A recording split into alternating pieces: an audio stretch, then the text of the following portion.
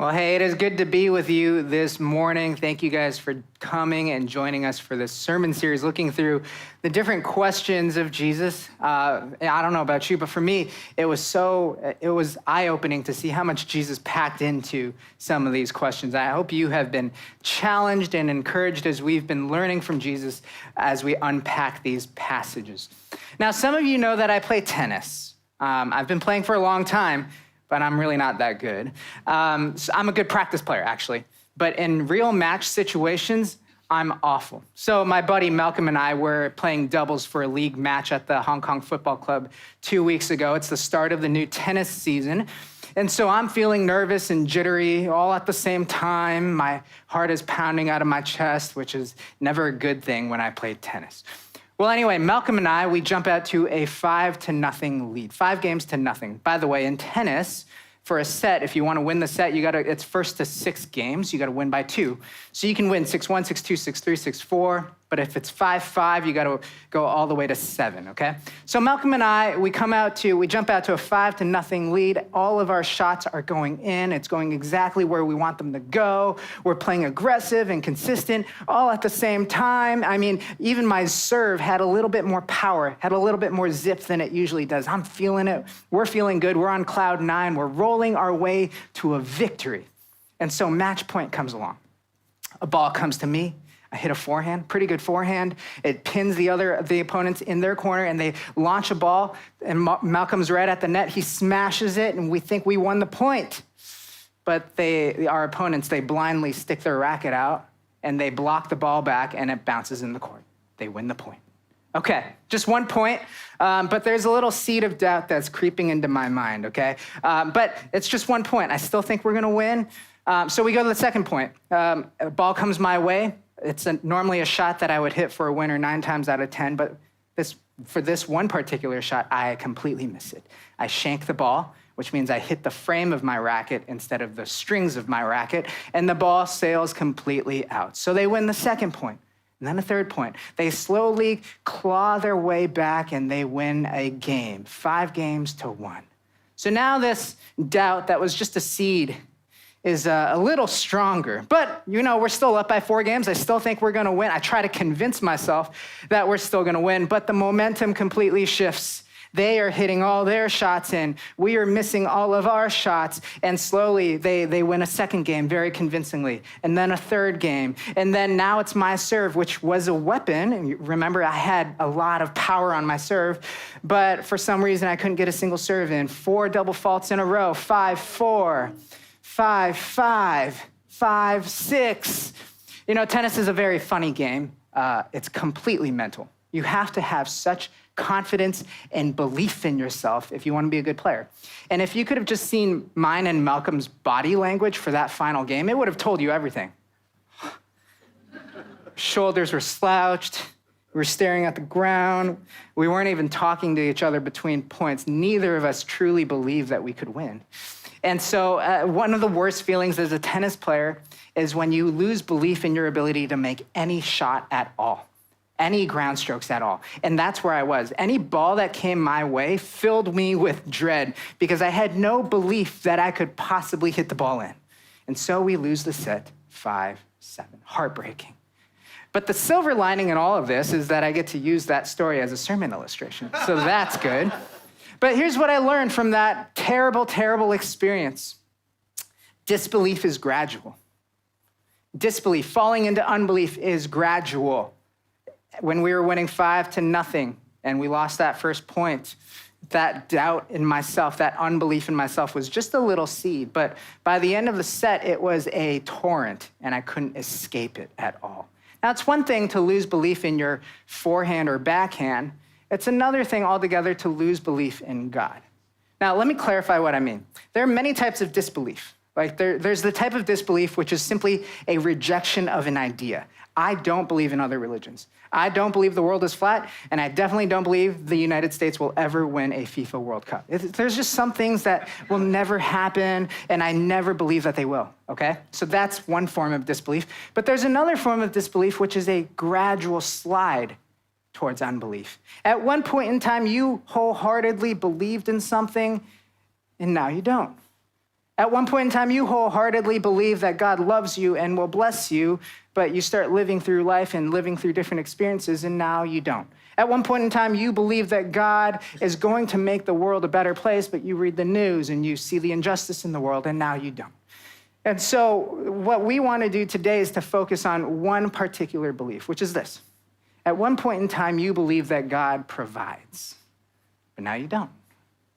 See, most of us in the room right now, we would say that we believe in God, but at the same time, we disbelieve that he will provide.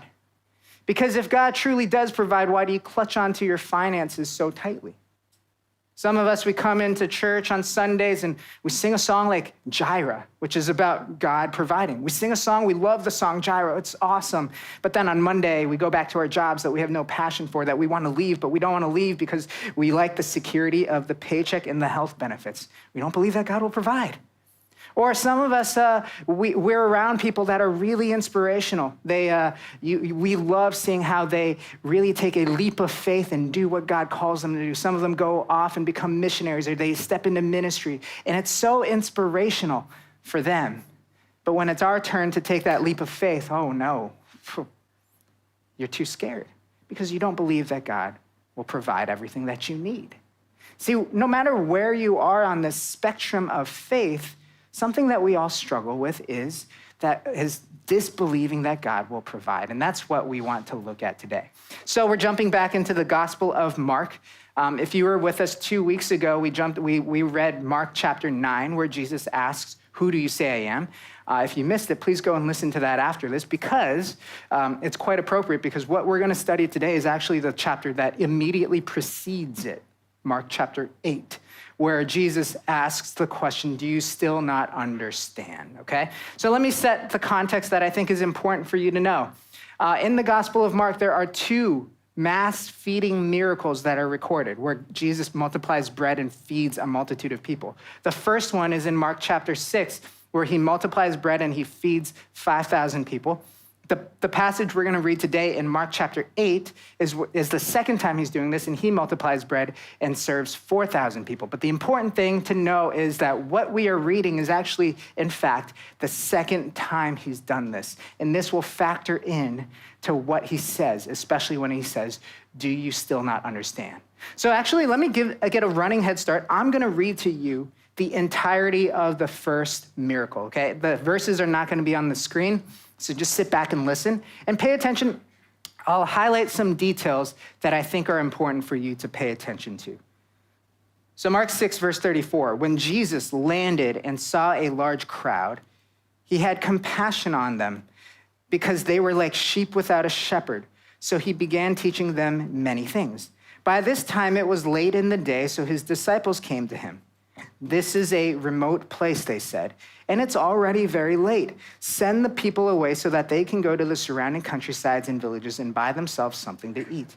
But Jesus answered, you give them something to eat. You give them something to eat, they said to him. They said to him, that would take more than half a year's wages. Are we to go and spend that much on bread and give it to them to eat? How many loaves do you have? He asked. Go and see. When they found out, they said, 5 and 2 fish. Then Jesus directed them to have all the people sit down in groups on the green grass. So they sat down in groups of hundreds and 50s. Taking the 5 loaves and 2 fish and looking up to heaven, he gave thanks and broke the loaves. Then he gave them to his disciples to distribute to the people. He also divided the 2 fish among them all. They all ate and were satisfied, and the disciples picked up 12 basketfuls of broken pieces of bread and fish. The number of men who had eaten was 5,000. Okay, that's the first miracle. Jesus takes 5 loaves and 2 fish, and he feeds 5,000 people, which takes us now to the second feeding miracle in Mark chapter 8. So as we read this, pay attention. See if you can catch some of the similarities and differences. Mark 8, verse 1. During those days, another large crowd gathered, since they had nothing to eat. Jesus called his disciples to him and said, I have compassion for these people. They have already been with me 3 days and have nothing to eat. If I send them home hungry, they will collapse on the way because some of them have come a long distance. So it's interesting. There's many parallels, but also some differences. In the first feeding miracle, the crowd is there for 1 day, But in this feeding miracle, they've been there for 3 days.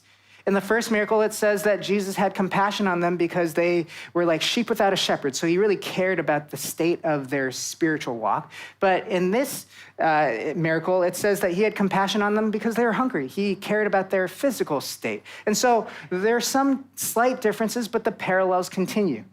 Verse 4, his disciples answered, "But where in this remote place can anyone get enough bread to feed them?"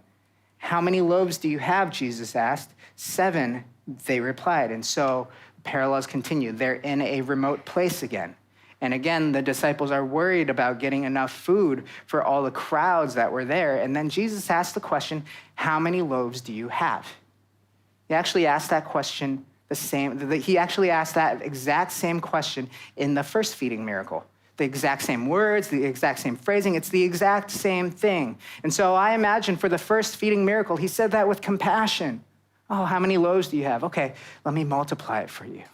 But in this one, maybe, just maybe, a little bit more frustration. "Do you not see? Here we go again. How many loaves do you have? Okay, I'll multiply it." You see, the disciples should have remembered that Jesus took 5 loaves and 2 fish and he multiplied it for the masses, for the 5,000. In fact, they had a firsthand experience of that miracle, didn't they? Because they were the ones who were distributing the food. In fact, I don't know how much the crowds themselves knew that a miracle was taking place. There was 5,000 of them. They were just there and they received their food. But for the disciples, they were behind the scenes. They counted 1, 2, 3, 4, 5 loaves and 2 fish. That's all we have. And they began distributing, and they never stopped distributing. So really, I think that first miracle was really tailored towards the disciples. And so now these disciples, they're in a similar situation, a similar circumstance. They're in a remote place. They're nervous that this crowd doesn't have enough food to eat, but the crowd is so riveted by Jesus' teaching that they don't even care. And so they anxiously start counting the loaves. 1, 2, 3, 4, 5, 6, 7, actually more loaves than in the first miracle. And then this happens, verse 6. He told the crowd to sit down on the ground. When he had taken the 7 loaves and given thanks, he broke them and gave them to his disciples to distribute to the people, and they did so. They had a few small fish as well. He gave thanks for them also and told the disciples to distribute them. A little side note, I've always had this debate with my buddies about whether you have to pray. You know, when you pray before a meal, do you have to pray before the appetizers or just before the main course, you know? Like, especially if there's a bread bowl. You go to a restaurant, there's a bread bowl just right there. Do you pray for that or do you wait till the main course?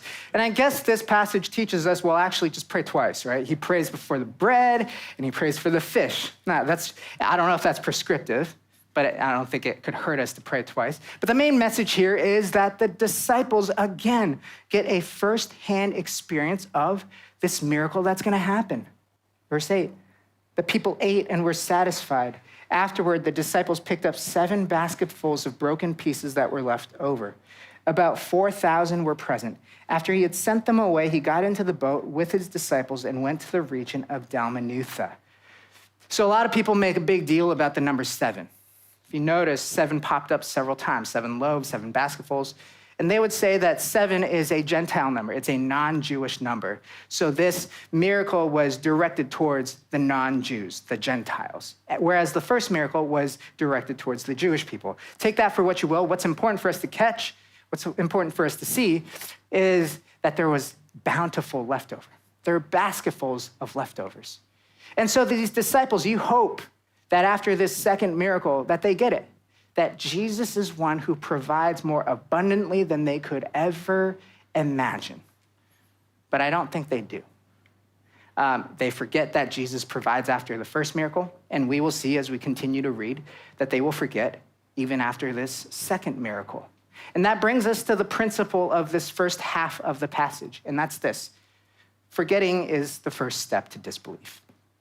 The first step on this path towards disbelief is forgetfulness. The first step in disbelieving that God provides for you is to forget the moments when he does provide for you. And I think there are some of us in the room who have an added barrier, and that's this. We have never felt like we needed God's provision. Now, I grew up really comfortable. I did the whole, country club thing. I did the international school thing. I was privileged. I never had to worry about where my food would come from. And so I'd read a passage like this, and I'd be like, what's the big deal? It's just bread. Who cares, right? And bread's not even that great. So when I went to college then, and after college, I decided to become a missionary, a college campus missionary, where you have to raise support for all of your salary. And usually most organizations, when you join with them, they'll give you a recommended amount that they think you should raise up to just to sustain daily living. For 3 years, I never even came close to the recommended amount. I mean, most months I just had enough for rent. There were other months that I had nothing, no cash coming in at all. And it was the best thing for me because I finally had exposure to what it felt like to be in need. And I'm serious. Every single meal was God's provision for me. Seriously, every single meal was. If I went to a party or some event and they had some really bad pizza, that was God's provision for me. I was excited about that pepperoni pizza. If someone took me to McDonald's and offered to pay for my 6-piece McNuggets, oh, bless you. That was God's provision for me. Every single meal was his provision for me.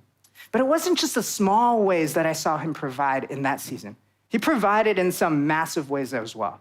So one that stands out in my mind is this, during that season, I had met this missionary couple that were ministering in Singapore. Awesome couple. And they were telling me stories of God's provision that blew my mind, okay? So one of the stories is this. It was Chinese New Year. This couple works with underprivileged youth in Singapore. So it was Chinese New Year, and they wanted to invite all the youth to their place for dinner.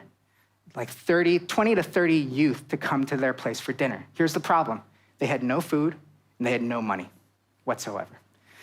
So day of, with all these kids coming that night, the husband takes his fishing rod out, and he goes fishing.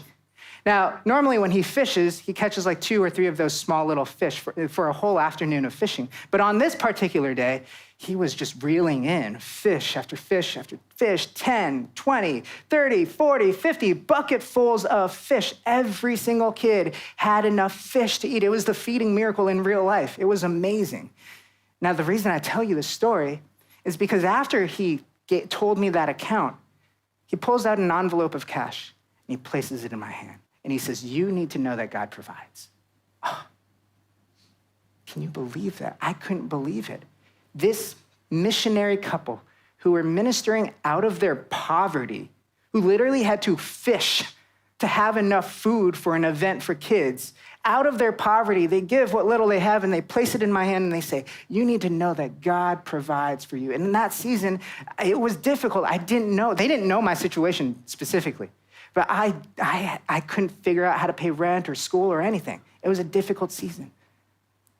When we are desperately in need, we have a heightened perception of his provision.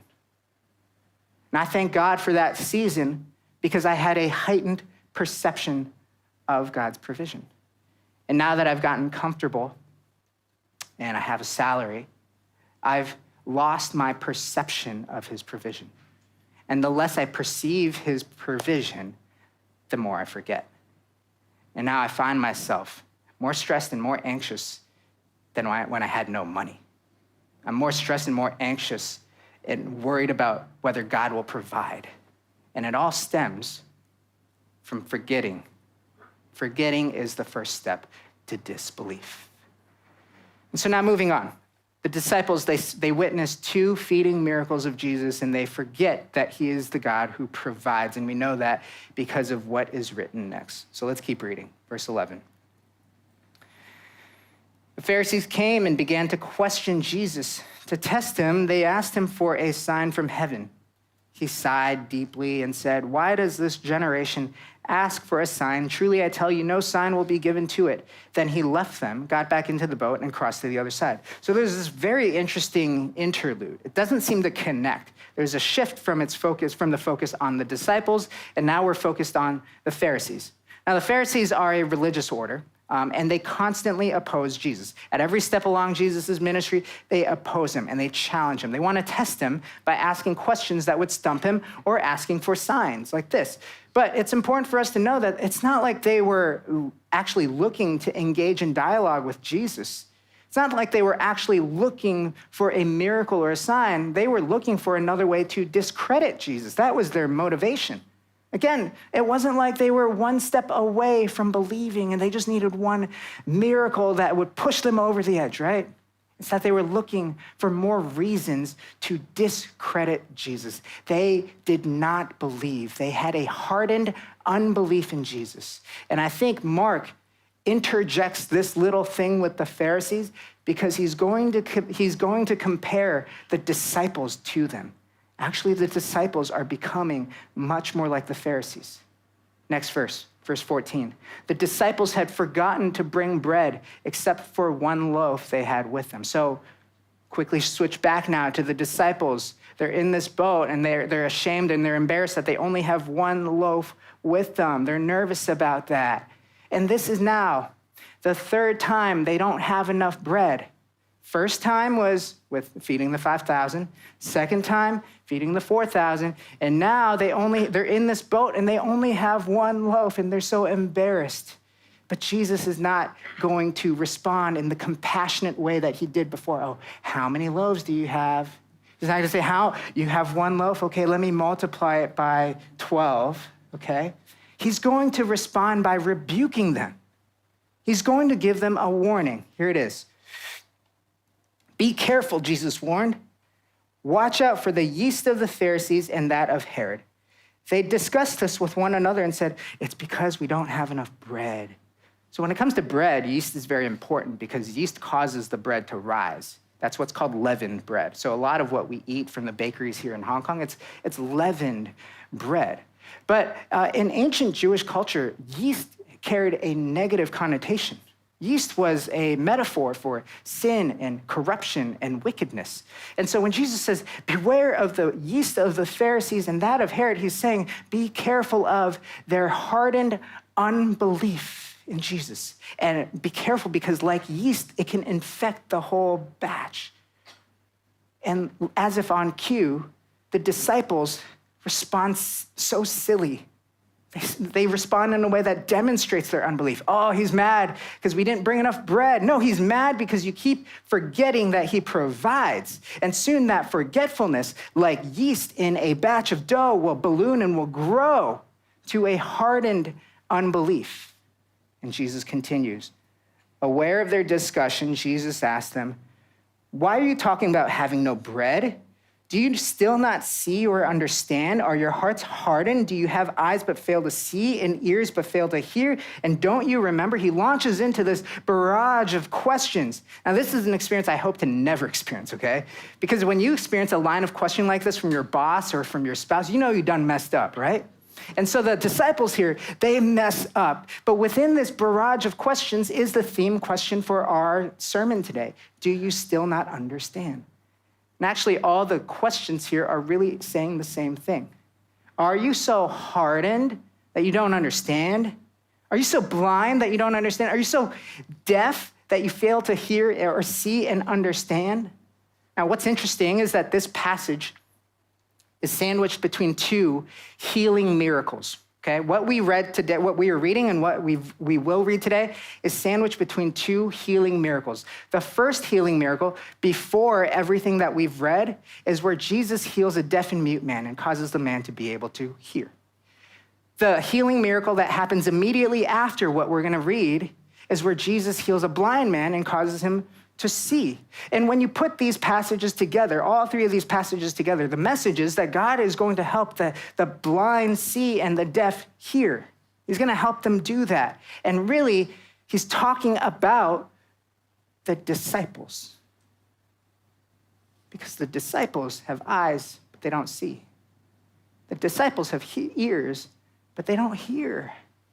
And so he's going to help them do that by reminding them of the specifics. Verse 19, when I broke the 5 loaves for the 5,000, how many basketfuls of pieces did you pick up? 12, they replied. And when I broke the 7 loaves for the 4,000, how many basketfuls of pieces did you pick up? They answered, 7. He said to them, do you still not understand? You see, we forget when God provides because we don't remember the specifics. We forget when God provides because we don't remember the specifics. Actually, most of us, we remember very generically. Oh, I used to be poor, but now I'm not poor, right? But I have found that those people who truly believe that God provides are those who remember, who can recall with great specificity the details of God's provision. I have a friend who literally, I hear him tell this story all the time, how he was so much in debt. He had so much debt, and this was the amount, and then God, through 4 different people, provided just the right amount. He knows with great specificity how God provided for him. And this is actually a command, the most common command, one of the most common commands that God gives is to remember. And actually to remember the specifics. And let me bring up the unleavened bread again. The unleavened bread is actually goes all the way back to the story of Exodus. The Jewish people are freed from captivity and they have to leave really quickly the next day. So they couldn't wait for yeast to ferment and cause the bread to rise. They just had to take with them unleavened bread and go into the wilderness. They had to leave. And so every single year, the Jewish people celebrate that event. It's called the Passover. And guess what they eat for the Passover? They eat unleavened bread to remember the haste and the speed with which everything changed for them. They spent 430 years in slavery, in captivity, and in the blink of an eye, overnight, they are freed. So they have to remember by eating the unleavened bread. Another thing that they eat for the Passover meal is the roasted lamb. And that reminds them another aspect of the Passover. That night before, they had to slaughter a lamb, put its blood on a hyssop branch, and paint their doorways with blood so that God's judgment would pass them over and so they wouldn't be killed. And so if I were to have gone through that experience and then every single year been told to eat lamb to remember that experience, it would have recalled to my mind the sheer terror of the night. If that were me, I would have been cowering in the corner of my home, worried about whether lamb's blood is truly going to cause God's judgment to pass over. And then I'd be worried about whether I used enough blood. Is it visible? Please don't. I hope I didn't mess up. And then I'd be worried about whether my family, my mom and dad in the house next door, whether they got the same command and they did the same thing. There's so many anxieties, but that's the power of remembrance. It's not just about the facts. It's remembering how you felt and what you're going through. That's the power of remembrance. And that's why for the Jewish people, they are told to remember the unleavened bread and the Passover lamb, to remember the anxiety and stress of that night, and then the haste of the next morning when everything changed for them. So what's that mean for us? Remember the specifics. Simple message. Remember the specifics. If forgetfulness is the first step to disbelief, then a disregard for the specifics is the quickest way there. Say that again. If forgetfulness is the first step to disbelief, then ignoring and disregarding the specifics is like a highway there. But if that's true, then the reverse is also true. When you pay attention to the specifics, when you remember the specifics, you will remember that God provides. And that'll lead to greater faithfulness and greater willingness to step into situations where you need to lean upon God's provision. So what's that mean for us? If you have experienced provision in some way, you're not sure if it's completely from God, doesn't matter. Write it down.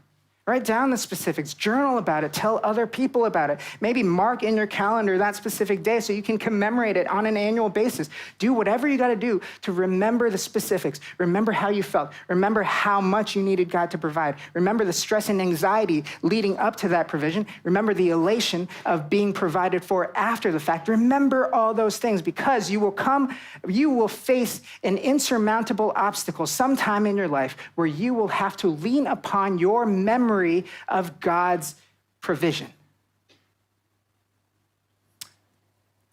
The church has given many commands, but one of those commands is to observe the Lord's Supper. This is an ordinance that actually we will partake of in a few minutes, but it's an ordinance that has been created to help us remember our salvation, actually to remember the specifics of our salvation. So let me walk you through some of the specifics that we're supposed to remember. Jesus' Passion Week falls on Passover. The significance of that should not be lost on us. Again, the Passover is a day that has been it's a week that has been set aside to remember how God delivered the Israelites out of captivity in Egypt. And so Jesus, with his disciples, as he sits down for the Passover meal, he takes the unleavened bread. The unleavened bread, which was supposed to commemorate the haste and speed for which everything changed for the Israelites. 430 years of captivity changed in a matter of, overnight, it was different. He takes this unleavened bread and he breaks it and he passes it out to all the disciples because things were going to change really quickly. In a matter of a few hours, he'd be arrested, beaten, hung on a cross.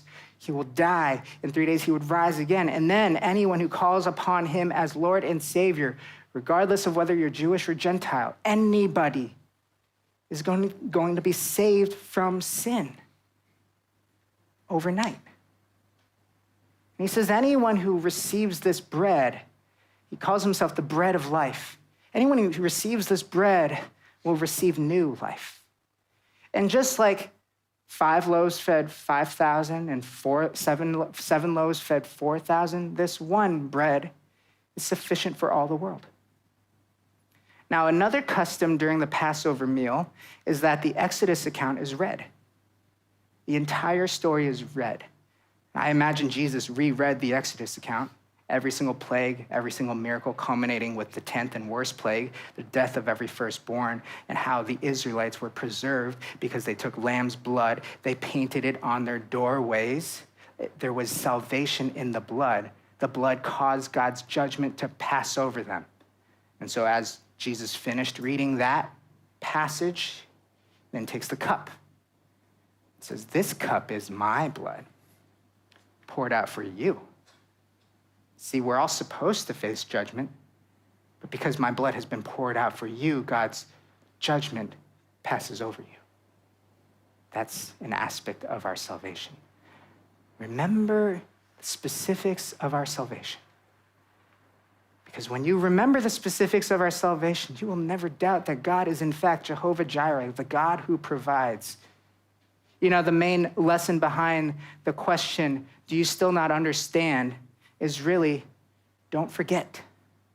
Don't forget, don't forget, don't forget. Even if you forget the small ways that he provides for you, even if you forget the material ways he provides for you, do not forget the greatest way he provided for you, which was salvation through his son, Jesus Christ, the great Passover lamb, the bread of life, whose body was broken and blood poured out so that you and I would be saved. Remember this as often as you eat the bread and drink the cup. Let's pray. God, would you help us remember? Would you help us remember your grace, your mercy? Would you help us remember all the ways that you provided for your people from the Exodus onwards, actually from Genesis onwards? The story of the Bible is how you provide for a people who are unworthy of your provision. And when I say that, I really mean, Lord, how you provided salvation time and time again. And so I pray, Lord, that as we step into this time of taking of the elements of the Lord's Supper, that perhaps we would slow down and reflect and think about how you provided when we were undeserving. And if that is true, if we know that the greatest thing has been provided for us, how that might in turn cause us to be bold in the way we live for you in the current life. We pray this in Jesus' name.